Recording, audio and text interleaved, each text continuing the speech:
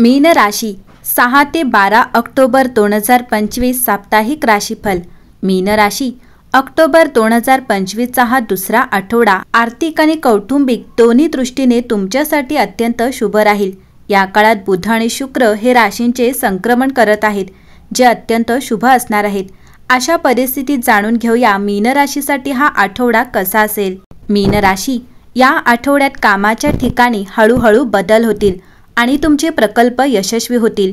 या आठवड्यात तुम्ही नवीन प्रकल्पांकडे आकर्षित व्हाल।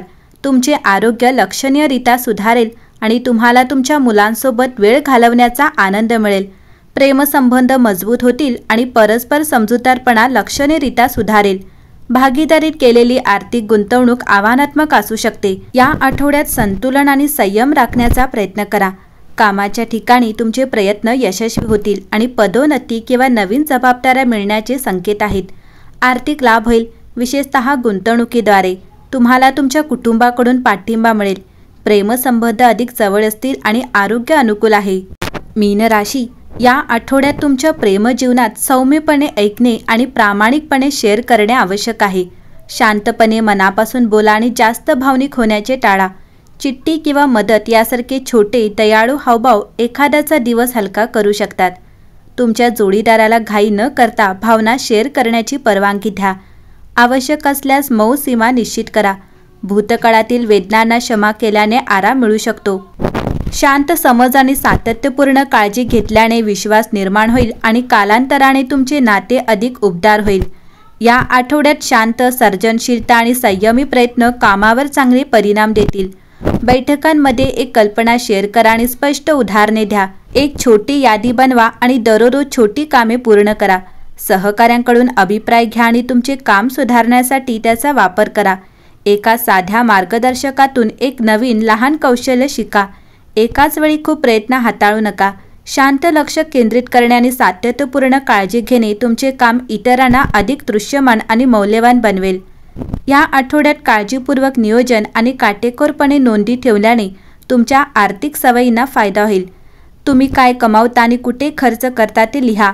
दर आठवड्याला थोडीशी रक्कम बचत करा आणि हवे असल्यास दयाळूपणासाठी थोडीशी रक्कम बाजूला ठेवा। मीन राशीचे लोक या आठवड्यात त्यांच्या नात्यांमधील जुने प्रकरण संपून नवीन प्रकरणांचे स्वागत करतील। सोमवार जुन्या ओळखीच्या व्यक्तीशी शेवटचा संवाद घडवून आणेल आणि पुढे कसे जगायचे हे स्पष्ट होईल।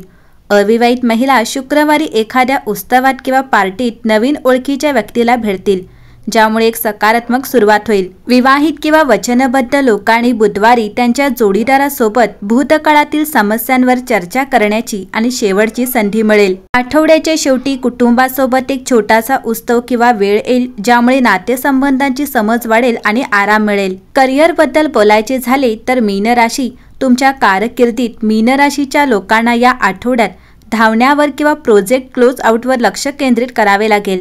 मंगळवार जुन्या कामाचा शेवटचा टप्पा पूर्ण करेल, ज्यामुळे वरिष्ठांकडून प्रशंसा मिळेल।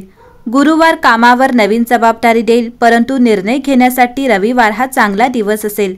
व्यावसायिकांनी शुक्रवारी नवीन क्लायंटशी करार करण्याची संधी मिळेल।